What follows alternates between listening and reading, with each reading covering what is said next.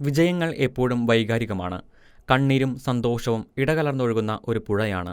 പക്ഷേ ആ പുഴയിൽ വല്ലപ്പോഴും മാത്രമേ വിശ്വാസത്തിൻ്റെ ദീപം തെളിയാറുള്ളൂ. അങ്ങനെയൊരു ദീപം തെളിഞ്ഞ നിമിഷമായിരുന്നു ഇന്നലെ മുംബൈയിൽ നടന്ന വനിതാ ലോകകപ്പിൻ്റെ സെമി ഫൈനലും തുടർന്നുള്ള നിമിഷങ്ങളും. 134 ബോളിൽ നിന്ന് 127 റൺസ് നേടി വേൾഡ് കപ്പ് ചരിത്രത്തിൽ പുതിയ ചരിത്രം തിരുത്തിയ ആ ക്രിക്കറ്ററുടെ പേര് ജെമീമ ജെസിക്ക റോഡ്രിഗസ് എന്നായിരുന്നു. BCCI president Mithun Manhas match award നൽകി ആദരിച്ചതിന് ശേഷം പ്രതികരണം ആരാഞ്ഞ മാധ്യമപ്രവർത്തകരോട് ആ പെൺകുട്ടി തൊണ്ടയിടറിയും കണ്ണുനിറഞ്ഞും ആദ്യം പറഞ്ഞത് ഇതായിരുന്നു: ഈശോയ്ക്ക് നന്ദി, ഈ അവാർഡ് യേശുക്രിസ്തുവിനുള്ളതാണ്. എനിക്ക് സ്വന്തമായി ഒന്നും ചെയ്യാൻ കഴിയില്ല. അവിടുന്ന് തന്നെ കൈകളിലെടുക്കുകയായിരുന്നു.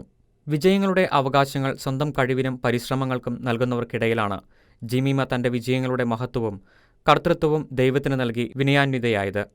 ഒരുപക്ഷെ ജെമീമയ്ക്ക് മാത്രം പറയാൻ കഴിയുന്ന വാക്കുകളായിരുന്നു അത്. അല്ലെങ്കിലും ദൈവത്തെ മുറുകെ പിടിച്ചു മാത്രം ജീവിക്കുകയും പരിശ്രമിക്കുകയും ചെയ്ത ജെമീമയ്ക്ക് അങ്ങനെയല്ലാതെ മറ്റൊന്ന് പറയാനുമാവില്ലല്ലോ. വിശ്വാസജീവിതവും ക്രിസ്തുവിനോടുള്ള സ്നേഹവും ജെമീമ ഇതിനു മുമ്പും പലതവണ പരസ്യപ്പെടുത്തിയിട്ടുണ്ട്. വ്യവസ്ഥകളില്ലാത്തതും പരിപൂർണവുമായ സ്നേഹം യേശുക്രിസ്തുവിൻ്റേതാണെന്നാണ് ഒരു അഭിമുഖത്തിൽ ജെമീമ പറഞ്ഞിരിക്കുന്നത്. ജീവിതത്തിൻ്റെ ഉയർച്ച താഴ്ചകളിലും നിരാശകളിലുമെല്ലാം യേശുക്രിസ്തുവിൻ്റെ സ്നേഹമായിരുന്നു തന്നെ രക്ഷിച്ചതെന്നും വിളിച്ചു പറയാൻ അവൾക്ക് മടിയുണ്ടായിരുന്നില്ല. ആദ്യം പ്രാർത്ഥന, പിന്നെ കളി, ഇങ്ങനെയൊരു പരിശീലനമായിരുന്നു ചെറുപ്രായം മുതൽക്കേ വീട്ടിൽ നിന്ന് ജെമീമയ്ക്ക് ലഭിച്ചത്. അതുകൊണ്ടെന്താ, പ്രാർത്ഥനയും ദൈവവിശ്വാസവും ഉള്ളിലെ പല ഭയങ്ങളെയും അരക്ഷിതാവസ്ഥകളെയും ആകുലതകളെയും അകറ്റാനും ജെമീമയെ എക്കാലവും സഹായിച്ചു. ദൈവകേന്ദ്രീകൃതമായിട്ടായിരുന്നു ജെമീമയെയും 2 സഹോദരന്മാരെയും മാതാപിതാക്കൾ വളർത്തിക്കൊണ്ടുവന്നത്. വിശ്വാസിയായതിൻ്റെ പേരിൽ പലയിടങ്ങളിൽ നിന്ന് കയ്പുനീർ കുടിക്കേണ്ടി വന്ന അനുഭവങ്ങളും ആ മനസ്സിലുണ്ട്. എന്നാൽ മധ്യസ്ഥ പ്രാർത്ഥനാ കൂട്ടായ്മയിലും ദൈവാരാധനയിലും പങ്കെടുക്കുന്ന നിമിഷങ്ങളിൽ ആ വേദനകളെല്ലാം ദൈവത്തിന് നൽകി സ്വസ്ഥതയും ശാന്തതയും കൈവരിക്കാനും ജെമീമയ്ക്ക് സാധിച്ചു. ദൈവത്തോട് ആലോചന ചോദിച്ചും പദ്ധതികൾ വിശദീകരിച്ചും തീരുമാനങ്ങളെ പ്രവൃത്തിപഥത്തിൽ വരുത്തുന്ന മാതാപിതാക്കളെ കണ്ടുവളർന്നതുകൊണ്ട് ഇന്നും ജെമീമ ദൈവത്തോട് ചോദിക്കാതെ യാതൊന്നും ചെയ്യാറില്ല. ജെറമിയ 29:11 തന്നെ ശക്തിപ്പെടുത്തിയ വചനമായിരുന്നുവെന്ന് ജെമീമ സാക്ഷ്യപ്പെടുത്തിയിട്ടുണ്ട്.